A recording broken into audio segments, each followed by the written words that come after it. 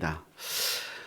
민수기 3장은요 레위인의 임무와 인구 조사에 대한 말씀인데요, 우리 한번 1번의 1번 문제를 한번 읽어보도록 하겠습니다. 시작.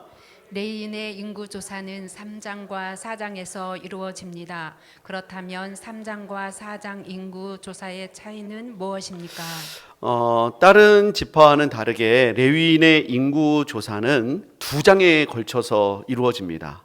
왜 2장에 걸쳐서 이루어질까? 목적이 달라요. 목적이 다르기 때문에 인구 통계를 내는 것도 숫자가 다르게 되죠. 자, 3장을 먼저 보시면은요, 3장에서는 레위인 중에 누구를 계수하느냐? 1개월 이상 된 남자예요. 그러니까 갓난 아기들에도 이제 1개월만 지나면 얘가 이제 건강하게 살았다고 보기 때문에 1개월만 지나면 모든 남자를 다 계수를 하는 거예요. 우리 한번 3장 15절을 읽어볼까요? 3장 15절 시작. 레위 자손을 그들의 조상의 가문과 종족을 따라 계수하되 1개월 이상 된 남자를 다 계수하라. 예, 이런 말씀들이 뭐 22절, 28절, 39절 그 외에도 여러 구절에서 나와요. 그럼 이제 왜 이렇게 하냐면 우리가 계속해서 함께 나누겠지만 레위인이 이스라엘 전체의 장자의 대속의 역할을 하기 때문에 그렇습니다. 그래서 이스라엘 전체의 장자를 대신해서 레위인이 하나님 앞에 바쳐지는 거죠. 그렇다면 4장은 이제 뭐를 계수하는 거냐? 다른 지파들은 20세 이상의 남자, 군인들을 계수했잖아요. 4장을 보시면은요, 우리 한번 4장 3절을 읽어볼까요? 4장 3절 시작. 곧 30세 이상으로 50세까지 회막의 일을 하기 위하여 그 역사에 참가할 만한 모든 자를 계수하라. 예, 이들은 20세가 아니고 30세예요. 그리고 연령 제한이 있어요. 50세까지. 아주 정말로 성숙하고 가장 노련한 그때에 그 사람을 계수를 해요. 그게 이제 4장인데 이 사람들은 왜 계수를 하냐? 자, 이 사람들은 성막 봉사의 역할을 감당하는 거예요. 성막을 관련해서 하는 직무를 하나님 앞에 받은 것이죠. 자, 2번 문제 읽어보겠습니다. 시작. 민수기 3장의 구조를 살펴봅시다. 자, 우리가 함께 오늘 나눌 3장은 어떤 내용으로 되어 있냐? 크게 세 덩어리로 볼 수가 있는데요. 첫 번째는 1절부터 13절까지는 제사장과 레위인이에요. 이 3장 4장 다 레위인을 계수하는 거라고 하지 않으셨나요? 왜 제사장이 나올까요? 제사장이 잠깐 나와요. 왜 나오냐면 레위인이 맡은 직무가 제사장의 사역을 돕는 것이고 제사장의 사역을 더욱더 활성화하게 하는 거예요. 그래서 레위인의 직무를 1절부터 13절까지 그 아주 통합적으로 아주 원론적으로 말하기 전에 제사장이 어떤 역할을 하는지를 간단히 말하고 레위인의 직무를 말씀드려요. 그리고 이제 14절부터 39절까지도 레위인의 임무, 또 진 배치, 인구 통계가 나오는데 아까 좀 전에 직무가 나오는데 왜 또 임무가 나오냐? 레위의 세 아들이 있었습니다. 게르손, 고핫, 무라리. 우리 한번 그 표를 한번 보여주시겠어요? 그림 맨 밑에 있는 그림, 그 진영 배치표의 그림 보시면은요. 자, 우리 성막의 동쪽에는 여러분 성막을 보시면 이 맨 가장자리에는 지파들이 진영하고 있지만 성막 바로 안쪽에는 동쪽에는 모세, 아론 자손들, 그러니까 제사장들이 있다 이 말이에요.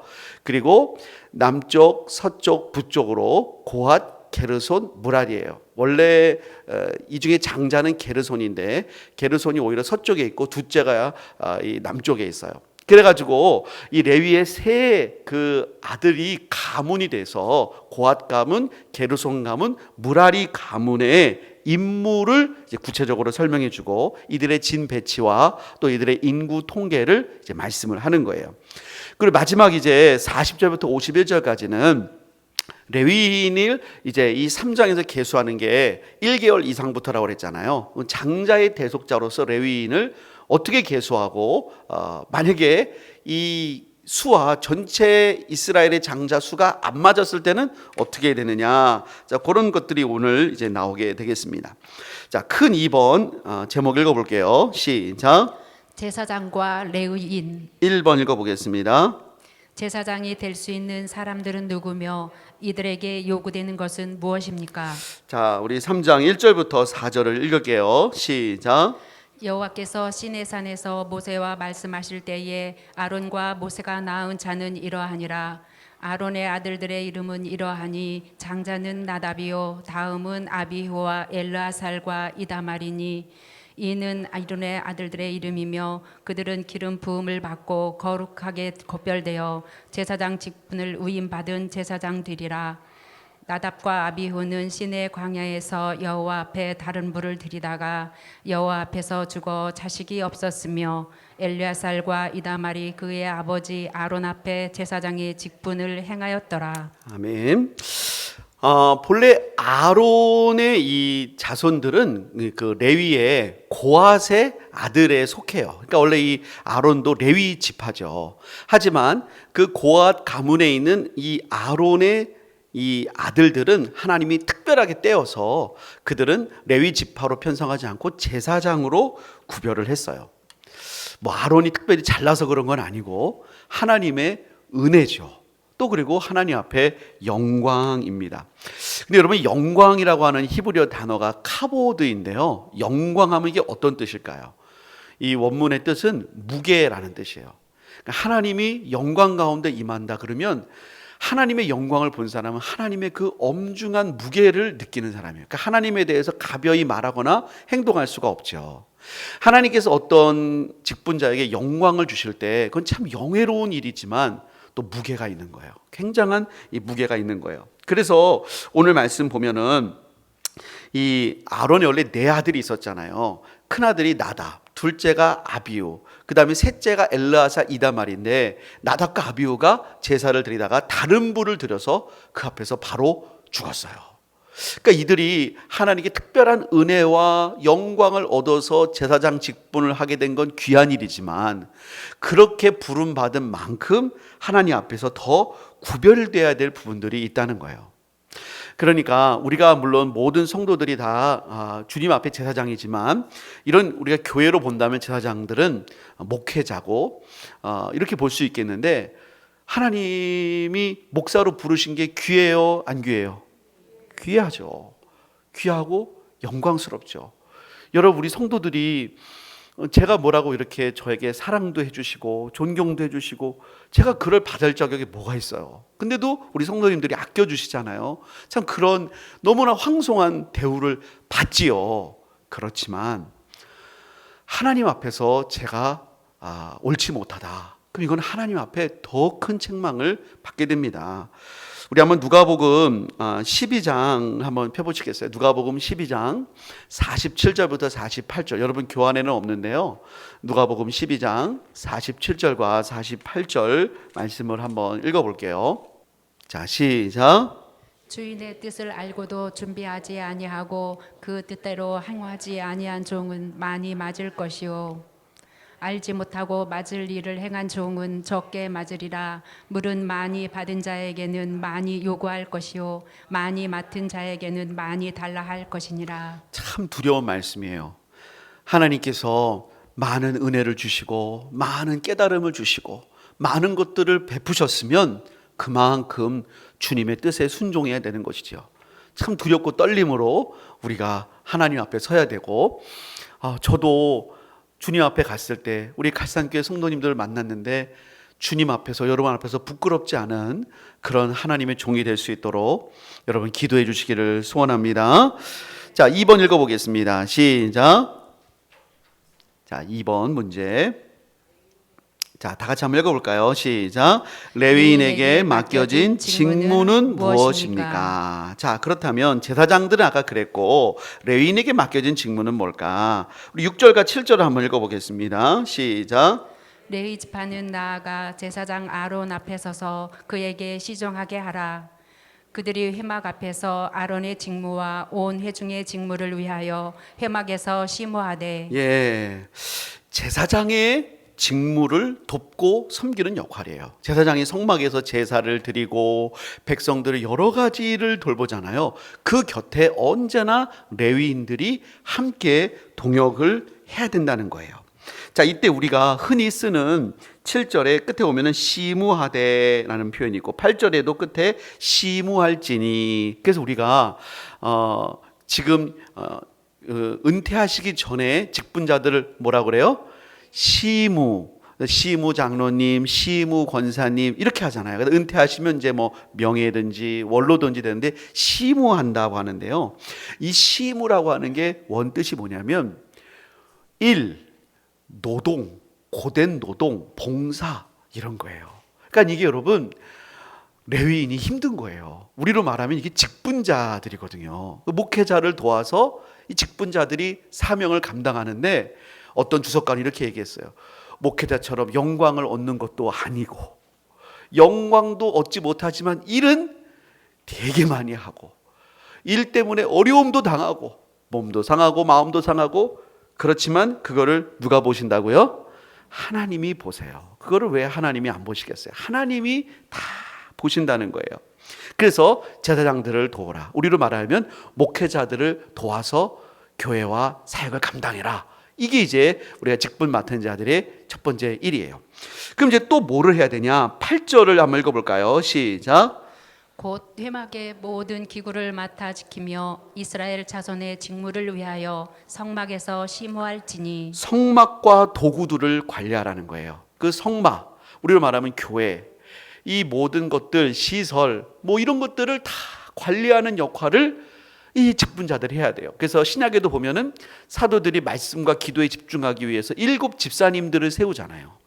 이분들이 있었기 때문에 사도들이 복음의 사역에 집중하도록 이런 일들을 관리하는데 이게 쉬운 게 아닙니다. 왜냐하면 계속 이동을 하잖아요. 어떤 때는 성경 보니까 이틀 있다가도 이동하고 막 그러는데 이게 이동하려고 그러면 이 성막을 다 해체해야 돼요. 해체. 이게 뭐 그냥 텐트가 아니죠. 이게 거룩한 성막이죠. 해체해야죠. 이걸 또 자손별로 다 담아서 운반해야 되죠. 또 하나님이 가서 멈추라고 하면 또 그걸 설치해야 되죠. 또 그 다음에 그걸 관리해야 됩니다. 누가 어디 뭐 짐승이나 사람들이 함부로 접근하지 못하게 늘 관리하게 사방을 이렇게 지켜야 돼요. 참 고된 일이죠. 근데 하나님이 그 직무를 주셨어요. 레위 직분들은 이것이 군인이에요. 이게 영적인 싸움이라는 거예요. 이걸 잘 감당하는 게 하나님 일이라는 거예요. 그리고 또 8절을 보면은 어떤 말씀이 있냐면 이스라엘 자손의 직무를 위해서 성막에서 심호하라. 이스라엘 자손의 직무가 뭐겠어요? 예배드리러 오는 사람들이 있죠.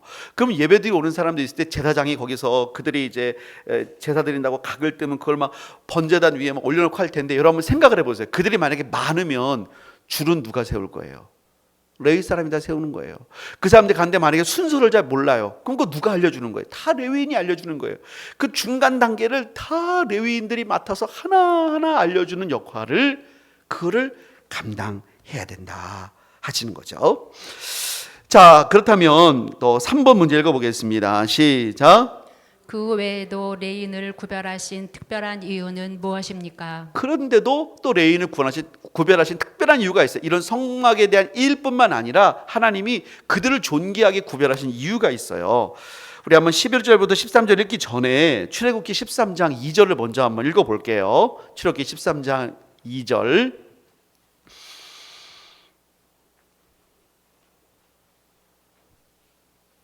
자, 출애굽기 13장 네, 시작. 이스라엘 자손 중에서 사람이나 짐승을 막론하고 태에서 처음 난 모든 것은 다 거룩히 구별하여 내게 돌리라. 이는 내 것이니라 하시니라. 자, 이걸 언제 말씀하셨냐면 출애굽할 때 10번째 재앙이 모든 처음 난 것, 사람이든 짐승이든 애굽에 있는 모든 것은 다 죽었습니다. 근데 그때 이스라엘 백성들은 유월절 의식을 통해서 장자가 죽지 않았죠. 그러면서 하나님 뭐라고 말씀하시냐면 물론 이스라엘 전체가 다 하나님의 것이지만 너희 중에 처음 난 장자 또 처음 난 가축의 새끼 그거는 하나님 앞에 드려져야 된다. 하나님 앞에 바쳐줘야 된다고 그랬어요. 그러면 각 집의 장자들마다 다 하나님 앞에 나신으로 드려야 된다. 그런 건 아니고 그렇게 되면은 또 이게 애로사항이 있을 수 있잖아요. 그래서 하나님이 어떻게 했냐면 장자를 위해서는 레위인이 대신 하나님 앞에 구별되어 드려진 거예요. 그러니까 여러분 참 의미가 깊죠. 원래는 장자가 죽어야 되는데 그 장자 죽음 대신에 하나님이 은혜를 베푸셨고, 그 대신에 하나님이 레위인을 구별해서 하나님의 일에 전무하게 했으니까 여러분 직분이 귀한 거예요? 귀하지 않은 거예요? 귀한 거예요. 이거는 하나님의 구원의 은혜를 아는 사람, 그 하나님의 은혜의 그 깊은 은혜를 아는 사람에게 하나님이 특별히 주셔서 이 귀한 직분을 맡기신다라는 것이죠. 자, 그러면 4번 한번 읽어보겠습니다. 시작. 이스라엘 전체의 장자와 레위인의 명수 차이는 어떻게 해결하였습니까? 이제 문제가 만약에 이스라엘 전체 장자를 계수했더니 10명이에요. 그리고 레위인이 10명이에요. 그럼 10명, 10명이면 똑같으면 문제가 안 생기는데, 오늘 본문에 보니까 이스라엘 장자가 레위인 전체보다 더 많은 거예요, 숫자가. 자, 이럴 때 어떻게 해결했냐? 44절부터 48절까지를 저와 여러분들이 교독하겠습니다. 여호와께서 모세에게 말씀하여 이르시되, 이스라엘 자손 중 모든 처음 태어난 자 대신에 레인을 취하고 또 그들의 가축 대신에 레인의 가축을 취하라. 레인은 내 것이라. 나는 여호와니라. 이스라엘 자손의 처음 태어난 자가 레위인보다 273명이 더 많은즉 속전으로 한 사람의 5세겔씩 받되 성소의 세겔로 받으라. 한 세겔은 20계란이라. 48절 함께 읽을까요? 그 더한 자의 속전을 아론과 그의 아들들에게 줄 것이니라. 아니, 이스라엘 전체 장자가 레위인보다 273명이 더 많은 거예요. 그래서 22,273명이 된 거예요. 뭐 한 273명인데 뭐 22,273명인데 그냥 뭐 대충 그 정도면 어림 맞지 않을까? 아니요. 한 명이라도 더 많으면 한 사람당에서 속전의 값을 내야 되는데 5세겔을 내야 돼요. 이 5세겔은 뭐냐면 6개월치 월급이에요. 6개월치 월급. 한 노동자 6개월치 월급. 여러분 적어요? 많아요? 저 적은 게 아니죠. 이거 꽤 많은 거예요.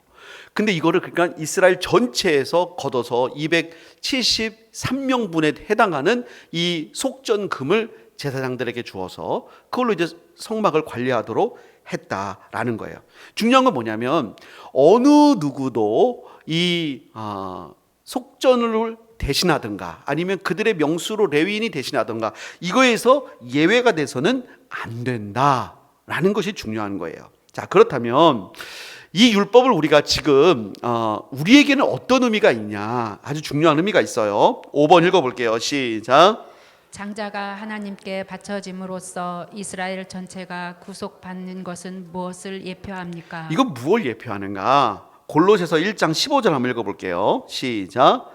그는 보이지 아니하는 하나님의 형상이시요 모든 피조물보다 먼저 나신 이시니. 다시 말하면 뭐예요? 예수님은 장자 중에 장자예요. 모든 피조물보다 먼저 나셨어요. 그리고요 18절부터 20절을 보면은요, 제가 읽을게요. 그는 예수님입니다. 몸인 교회의 머리세요. 그가 근본이시고 죽은 자들 가운데서 어떻게 됐다고요? 먼저 나셨어요. 죽은 자들 가운데 부활도 제일 먼저 하셨어요.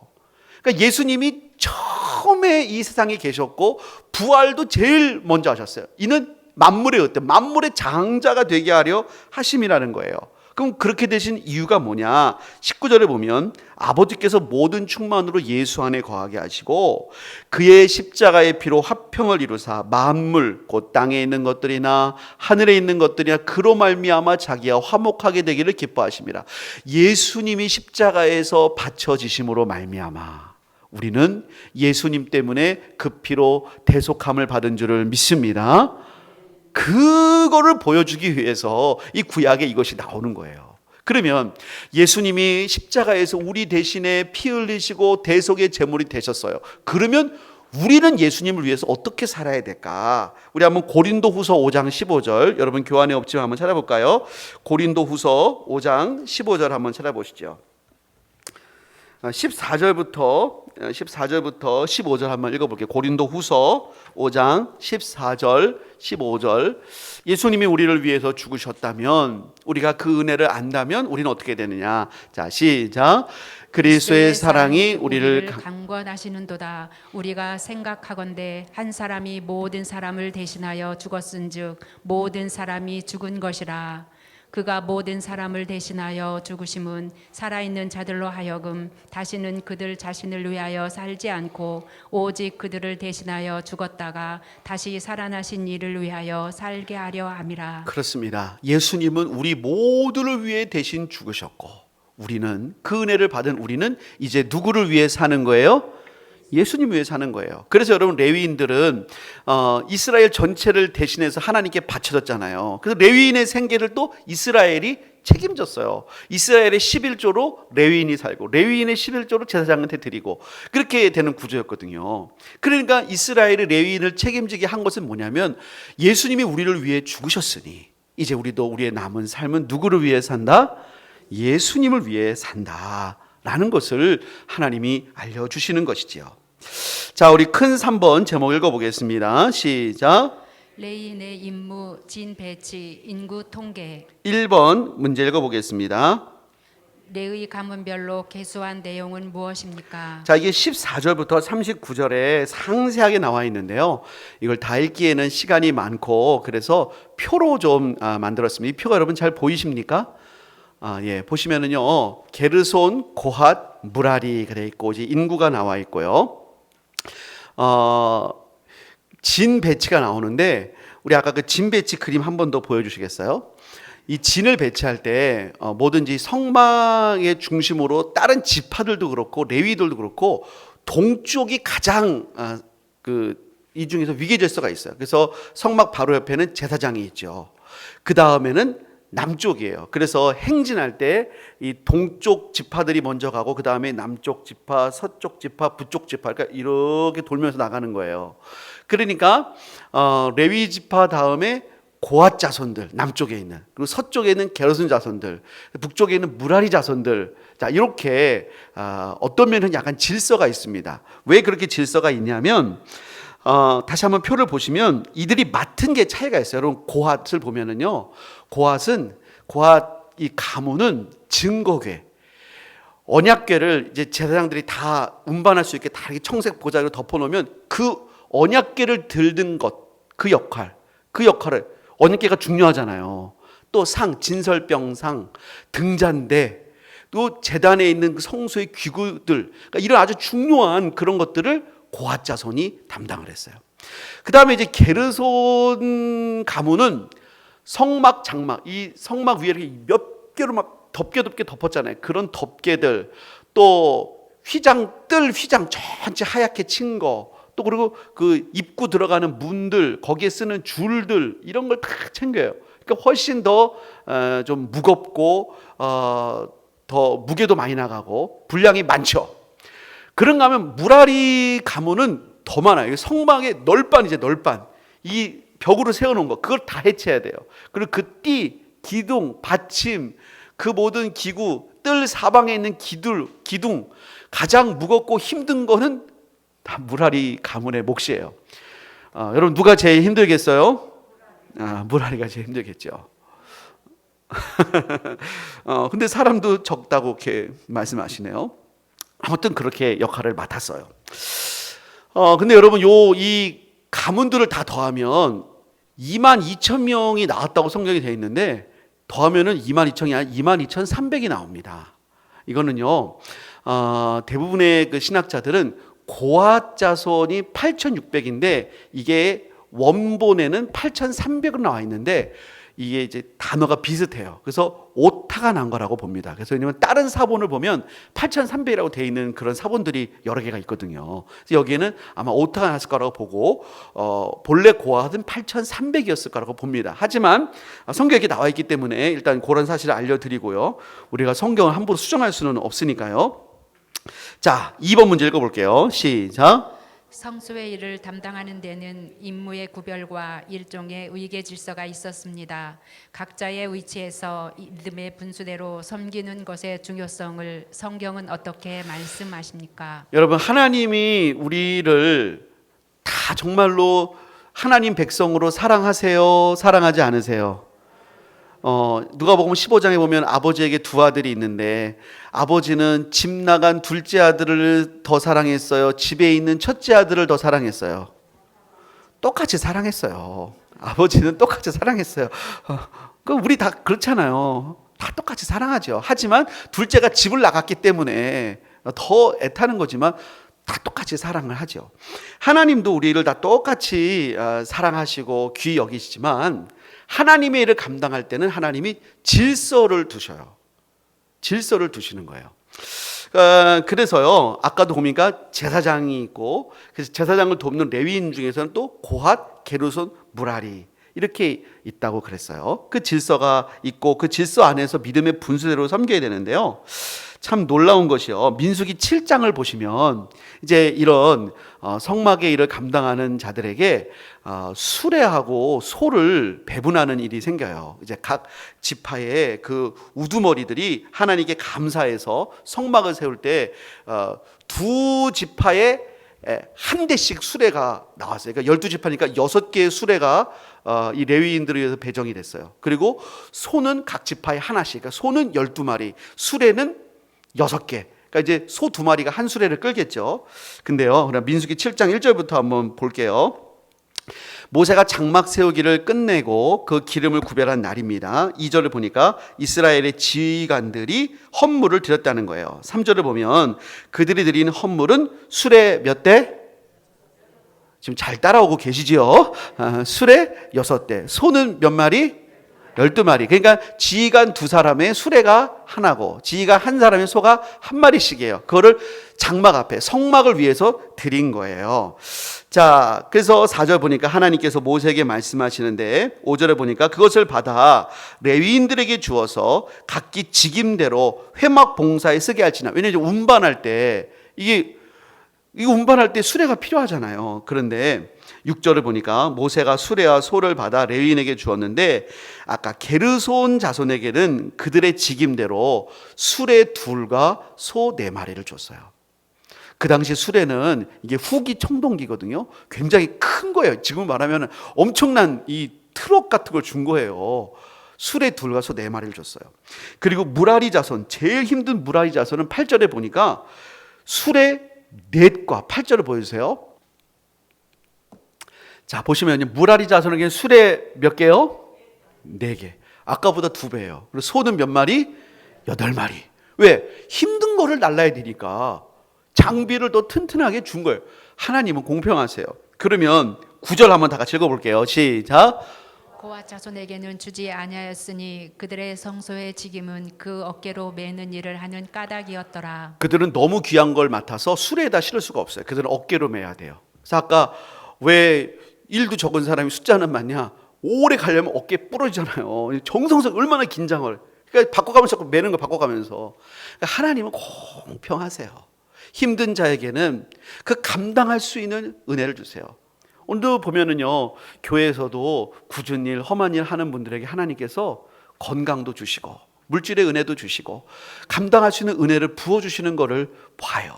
그래서 우리가 우리의 일이 힘들 때 하나님이 내게 주신 또 복이 무엇인가, 그걸 돌아볼 수 있는 그런 은혜가 있기를 소원합니다. 고린도전서 12장, 이 신약에도 마찬가지예요. 14절부터 26절을 보시면은요, 14절에 이렇게 말하죠.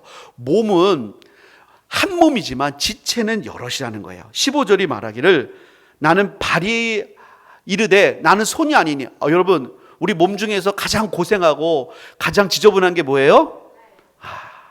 발은 맨날 걸어다니니까 맨날 힘들어요. 근데 상장 주면은 발로 받아요? 손으로 받아요? 여러분 중에 혹시 누가 상장 주면 발을 들어가지고 받아보신 분 있으세요? 없잖아요. 누가 선물을 줘도 뭘로 받아요? 손으로 받아요. 그러니까 발이 얼마나 속상해. 아우, 저 손 힘든 거는 내가 다 하는데, 그렇지만 그렇다고 발이 예수 몸에 붙어 있지 않은 것이 아니다. 16절 귀가 이르되 나는 눈이 아니니까 몸에 붙어 있지 않다. 그러면 귀 하나가 눈이 됐다고 눈 3개. 아이고, 이 상황은 기형가가 되는 거죠. 17절 온몸이 눈이면 듣는 곳은 어디냐. 또 온몸이 듣는 곳이면 냄새는 누가 맡냐. 그러면서 이건 그럼 누가 이렇게 한 거냐. 18절 다 같이 읽습니다. 시작. 그러나 이제 하나님이 그 원하시는 대로 지체를 각각 몸에 두셨으니 이건 하나님의 뜻대로 하신 거예요. 자, 21절 보니까 그래서 눈이 손더러 내가 너를 쓸데없다 못한다는 거예요. 눈이 귀하냐 손이 귀하냐 다 귀하죠. 여러분 여기서 눈 하나 빼는 거, 손 하나 자르는 거, 아니 그거 누가 둘 중에 뭐가 더 좋아요? 둘 다 싫어요. 건강하게 좋지요. 다 그럴 거 아니겠습니까? 근데 하나님은 어떻게 하시냐면 22절 보니까 더 약하게 보이는 몸의 지체가 도리어 요긴하고 우리가 몸에 덜 귀히 여기는 그것들은 더 귀한 것으로 입혀주고 우리의 아름답지 못한 지체는 더욱 아름다운 것을 얻느니라. 제가요 우리 성도들이요 보니까 우리 성도님들 중에서도 이렇게 매니큐어 바르신 분 있잖아요. 바르실 수 있죠. 바르실 수 있어요. 근데 뭐 안 바르시는 분이 더 많은 것 같아요. 우리 교회 보니까요. 그런데요 이런 분들도 가끔 양말을 벗은 걸 보니까 발에는 다 발랐더라고요. 손에는 안 발라도 어디는 발라요? 아, 성경 말씀이 진리구나. 우리 몸에 가장 아름답지 못한 곳에다가는 다 매니큐어를 바르고 있구나. 사실 그래요. 여러분 자녀 중에서 자녀가 한 대여섯 명이 있다. 그러면 그 중에서 한 5명이 있는데 4명은 다 공부도 잘하고 친구 관계도 좋고 뭘 해도 잘해. 근데 한 명은 조금 적응하기가 어려워. 그런 부모가 누구한테 마음이 있어요? 4명을 보면서 뿌듯하고 좋지만 그 한 명이 늘 마음에 걸리는 거예요. 그래서 옷을 사러 갈 때도 이런 마음이 든다니까요. 그 4명은 돈만 줘도 잘 사겠지. 그래서 꼭 자기 힘으로는 옷도 잘 못 사는 그 자녀 거를 사가지고 들어오잖아요. 근데 그거를 이해를 못하고 나머지 4명이 엄마는 쟤밖에 몰라. 아유 정말 엄마는 너무 편해. 부모가 돼봐야 알죠. 부모가 돼봐야 아는 거예요. 그 아름답지 못한 지체를 더 하는 것은 다 똑같이 사랑하는 거예요. 하나도 귀하지 않은 지체가 없다는 거예요. 24절 보니까 하나님이 우리 모두에게 귀중함을 더하셨다. 그래서 25절 보니까 몸 가운데 분쟁이 없고 서로 같이 돌보게 했다. 26절 다 같이 읽어보겠습니다. 시작. 만일 한 지체가 고통을 받으면 모든 지체가 함께 고통을 받고 한 지체가 영광을 얻으면 모든 지체가 함께 즐거워하느니라. 예, 이것이 우리 예수 믿는 자의 마음이 돼야 된다라는 것이죠. 우리 마지막으로 3번 읽어보겠습니다. 시작. 예수님께서는 큰 자와 다스리는 자를 어떻게 정의하셨습니까? 여러분 레위인들은 참 세상적으로도 뭐 많은 걸 얻기도 못했어요. 자기 뭐 밭을 뭐 자기 땅을 갖고 있는 것도 아니에요. 그런다고 해서 또 제사장도 아니에요. 하지만 오로지 섬기면서 주님 바라보고 그렇게 사는 자로 하나님이 부르셨어요. 그런데요 천국 가면 이들이 정말 하나님께 칭찬받을 자들이에요. 예수님이 이렇게 말씀하셨거든요. 누가복음 22장 24절부터 27절 24절 먼저 읽어보겠습니다. 시작. 또 그들 사이에 그중 누가 크냐 하는 다툼이 난지라. 그들은 제자예요. 그 제자 중에 누가 서로 크냐 한 다툼이 났대요. 근데 맨 앞에 있는 단어가 뭐예요? 또 다퉜대요. 그럼 그전에도 다툰 적이 있다 없다? 있다. 그전에도 다툰 적이 있는데 또 다퉜다는 거예요. 근데 이때가 언제냐면 누가복음 22장이잖아요. 요 앞에 예수님이 바로 직전에 성찬식을 하셨습니다. 최후의 만찬. 이것은 내 피로 세우는 새 언약이다. 얼마나 진지하고 얼마나 막 거룩해요. 근데 그거 끝나고 나서 또 대판 싸웠어요. 네가 크냐 내가 크냐. 예수님이 이렇게 말씀하십니다. 25절 보니까 세상의 임금들은 사람을 주관하고 또 그 집권자들은 은인이라 칭함받는 거 좋아하지만 26절 27절 읽어볼게요. 시작. 너희는 그렇지 않을지니 너희 중에는 큰 자는 젊은 자 다스리는 자는 섬기는 자와 같을지니라.